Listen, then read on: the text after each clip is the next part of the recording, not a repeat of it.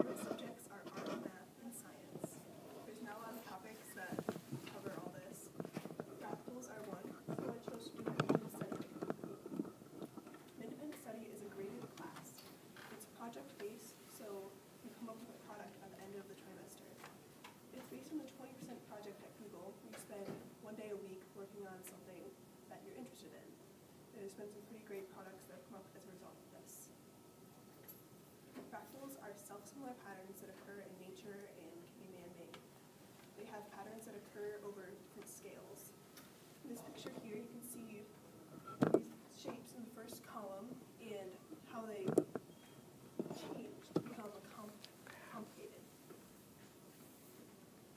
This first picture is of a river system. So in this river system, there's rain falling over this large area. And this river, which branches in fractal patterns, has to have all that water that falls in the area flowing through it. This shows how fractals can cover a large area.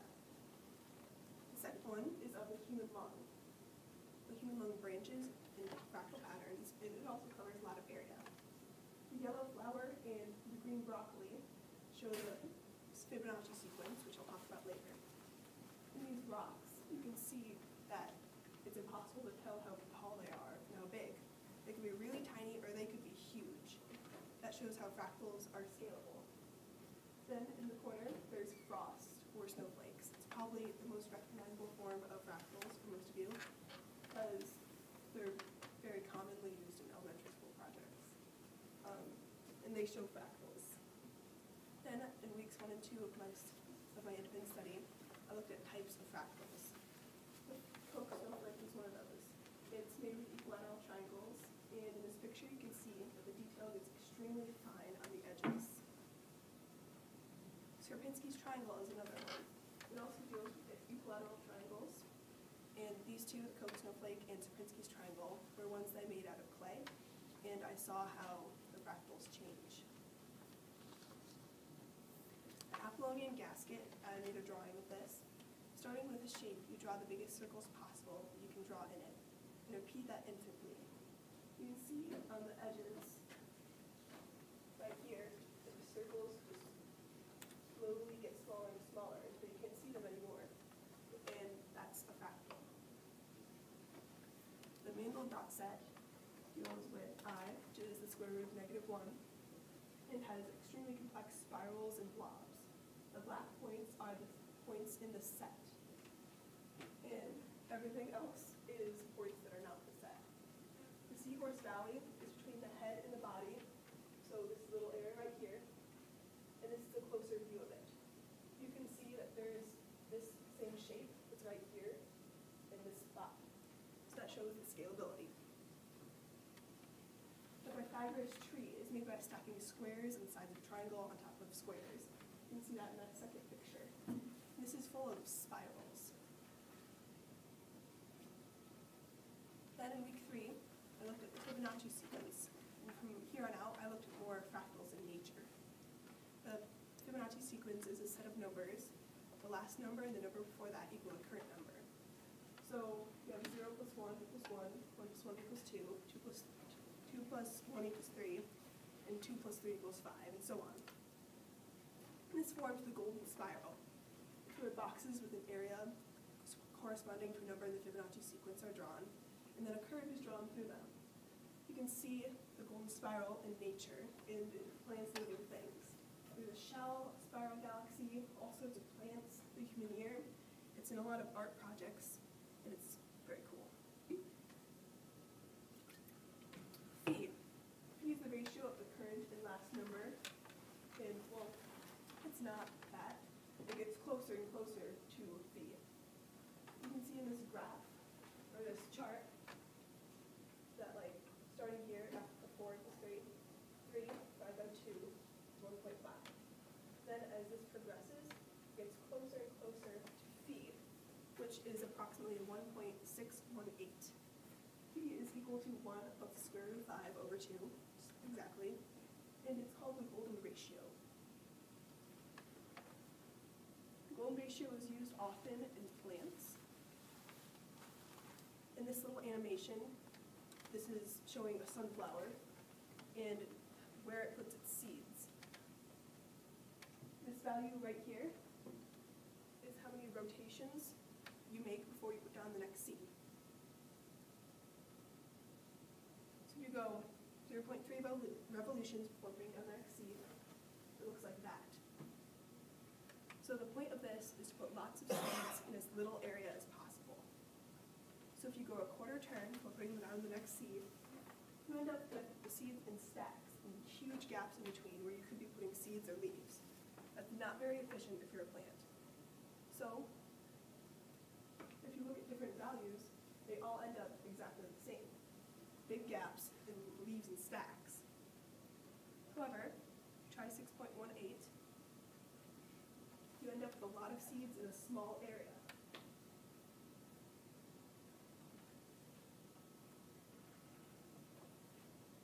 Phi is this number, and 1 minus phi, or phi minus 1 is 6.18, or 0.618, which is what we used and got a very small area.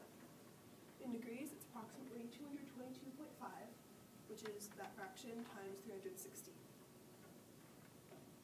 The benefits of the goal ratio in plants. If you use your leaves and spread them out using the goal ratio, you cover a lot of area, so you can get more water directed to your roots, more sunlight on your leaves, and you can get your seeds in less area. Then I decided to apply this to solar panels. Solar panels today are either on rooftops or in giant fields, take up tons of space. You can't have tall buildings around that because it would just cast shadows there, and the solar panels wouldn't be as efficient. So I decided to try and make a solar panel with more plant-like structure. And this would use science, math, and art, this subject I like. And so then in week 4 and 5, I measured plants. I went to Signora's room and a bunch of other teachers, and Ms. Herbal's room, and I measured plants for other ratios. The descending length of leaves was what I looked at. It's like a leaf is this big at the top. How big does it get at the bottom, and what's the ratio there? The distance between leaves, it's like little stem portions between them. The angle of leaves from the stem, and the ratio of leaf length in proportion to the stem below it. It's like if a leaf is this big, how big is the stem below it? This was a lot of help from teachers. Then I calculated this all. I made charts and graphs. And this was a lot of math. So for my results, I found that the leaf length was about 1 because I rounded these numbers, made them all polished and pretty so I could use them. And it's very hard to find small solar panels that change only a little bit. The distance between leaves was about 1 for the ratio. The angle from the stem was 135. And the ratio of leaves to the stem was 0.7. Throughout this, I've been developing sketches and sort of coming up with an idea. And with Mr. Nielsen, I developed this into something that would actually work. Then I went about building this. I had a flat design as a control group, and this was just solar panels on a rooftop. Then I had a fractal design, which is the big red thing there. And I had lots of help with this from lots of teachers. This took a lot of time. For my control group, I cut pieces out of cardboard and glued them and painted them. And then I put on some solar panels. For the solar panels and for my fractal design, I stripped wires and soldered them on. Then I took these little bent metal pieces here, and those would be used to hold the solar panels to this main support column, which is there. Mr. Nielsen helped me make markings for where to weld on these little pieces. There were a lot of calculations. I welded them on. I cleaned that up with acetone and painted it. And then I attached the panels. I soldered the panels together in a series circuit and applied them with tape. And I held the wires down with zip ties. Then I tested these two to see which one produced more volts. There's my coordinates. It was about 0 to 15 degrees out. Sunrise was 7:20, sunset was about 5:30. The first day was very sunny. The second day it was very cloudy. And the voltmeters, I used 2 different ones.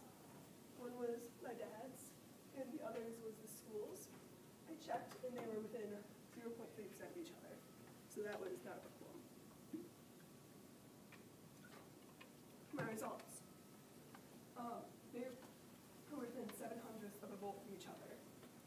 very close. The second day, they're within 400ths of a volt from each other. Again, extremely close. For the final comparison, which of these two designs is better? The standard design on rooftop isn't expandable. You can't put anything else on top of it. You can't make it grow. It just takes up space. Bifractal design, however, can grow upward and become taller, and you can add more panels. For usage of space, solar panels can be put on roofs for the standard design, and roofs aren't really used for anything, so that's very good. However, bifractal design can go upward and grow. And also, as modeled by this park, the space underneath is usable. The voltage produced is about the same for both of them. The cost for a standard rooftop design, you'd only have to pay for the panels. In the fractal design, you have to pay for the panels and for a frame. However, you can use existing tall things like a cell phone tower. For the area, the standard housetop design, the panels were 2 by 2, so in my example here, they took up 20 square inches. However, in my fractal design, I used this 3-inch diameter pipe, and it took up about 7 square inches of space. So I decided that the fractal design was better. The point of all this was to solve problems. For the independent study, we're helping make students self-reliant by making them do their own things. They're challenged and they come up with ideas. The point of my project specifically was to solve global problems. We're having an energy crisis. We're running out of fossil fuels. So my project is sort of helping to solve those problems. There's students coming into this high school today that will need to solve problems in the future. Cancer needs to be cured. There are people that don't have food. We need to solve these problems. And the students that are coming into this school and that are in this independent study, we're the ones that are going to have to solve it. So that's what this project is about. I'd like to thank everyone that helped me with this project. There was a lot of people there that helped. Are there any questions?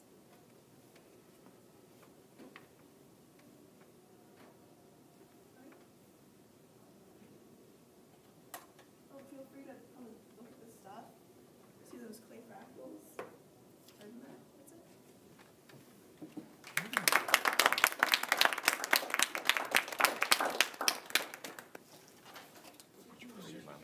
Yes. Go ahead.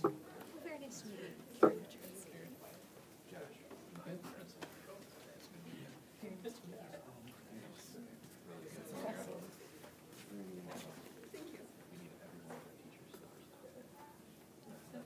I'm Karen Richards. Nice to meet you, Dan. I'm Superintendent